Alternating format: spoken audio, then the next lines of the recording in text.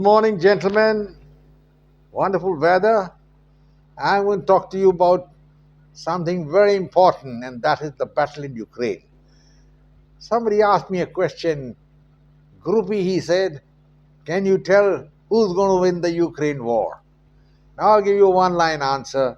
The Ukraine war has already been lost by Ukraine. Mark my words. They are on the verge of losing, and the next step can only be Armageddon. There's nothing else.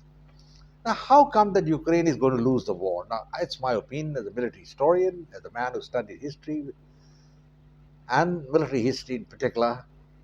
I can tell you how Ukraine cannot win. Starting now with the Battle of Bakhmut. What's happening there? The Wagner Group has moved in and captured the eastern part of the city, including an important steel plant, and they are continuing further while the Russians have surrounded the city. And yesterday, 250 Ukrainian soldiers were killed in battle. Another thing which is happening is the Ukrainians are short of ammo for their weapons. The 155 millimeter guns are not having the shells, and they are sitting ducks for the Russians. Russia is using the latest generation weapons on Ukraine. They're testing them, that is it. And NATO is watching carefully.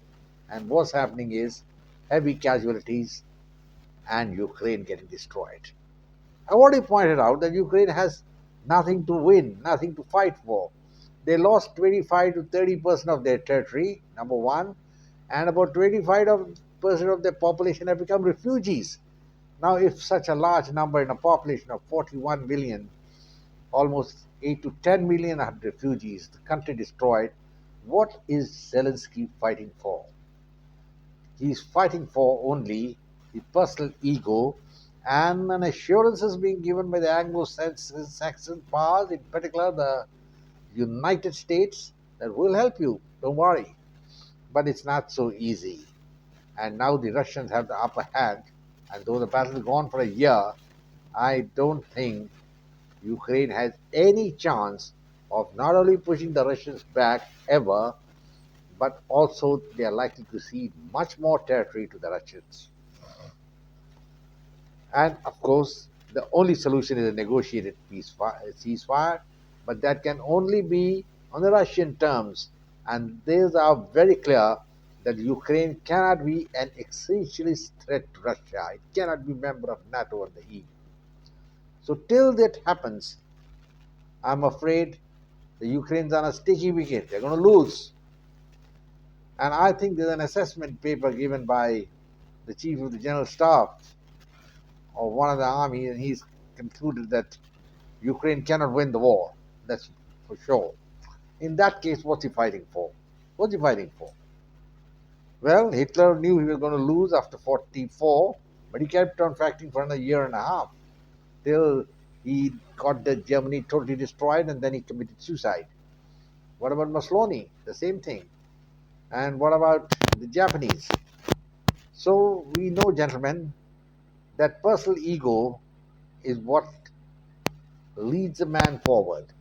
After all, Zulfikar Ali Bhutto, in his dream to become the president prime minister of Pakistan, helped broke Pakistan into two. Now, these are the men in history. Their names are there. You can refer to them on the internet anywhere. And Zelensky is going to be bracketed along with them. When I see this man moving around in a battle jacket among the soldiers and all that, I wonder if he knows what is military warfare, what is tactics, and what it means to die on the battlefield. I don't think he knows about it. And I understand that almost more than 1,000 Ukrainian soldiers have died in the last few days. And yet they are touting patriotism. What is patriotism? Ukraine, for decades, was a part of the Soviet Union. And for even much earlier, it was part of the Tsarist Empire, and the Tsars treated them very well.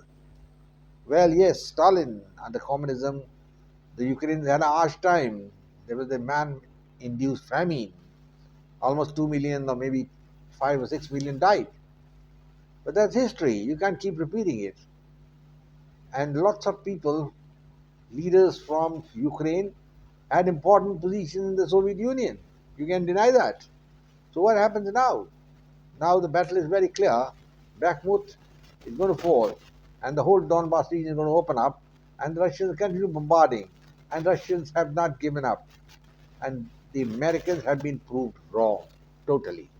Americans thought that they will be able to bring Russia to its knees with sanctions, with economic sanctions, stopping their oil exports to Europe, stopping their trade with other countries. But they didn't know that there are countries who will stand by Russia, and they are Iran, India, and China. And they've stood by, India in particular, buying oil in gigantic amounts from Russia, processing it, and then selling it to the Europeans. I mean, it's a farce basically because Europe's still getting the oil from Russia, and it is through India.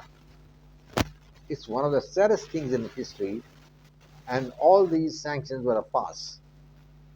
They took Russia out of the SWIFT system. Well, Iran, China, and India started trading in rubles, and the Russian economy we were supposed to tank. The reserves have gone up to 80 to 100 billion. So what's happening, man? What happened to those sanctions? And America is suffering. You know economically what's happened? Two of the American banks have collapsed. Wall Street is in tantrums. The American inflation rate is going up. Gas prices are going up. Fuel prices are going up. Electricity prices are going up. And overall, there is inflation. And America still thinks it can continue the fight in Ukraine and subdue Russia. It's not going to happen. Russia is not going to get subdued. So, gentlemen, I won't talk anything more on this. This is a very, very important point which I have made. The war has been lost by Ukraine. Whether it lasts for another 3 months or 6 months, Ukraine cannot go, and the West, the NATO and others, cannot replenish the ammunition and the weapons which Ukraine is losing so regularly. Gentlemen, I'll say now bye bye and good luck. Jai Hind. Glory to India.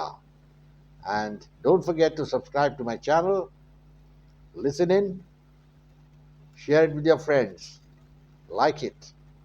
And lastly, advice, don't go to Ukraine. Goodbye and God bless.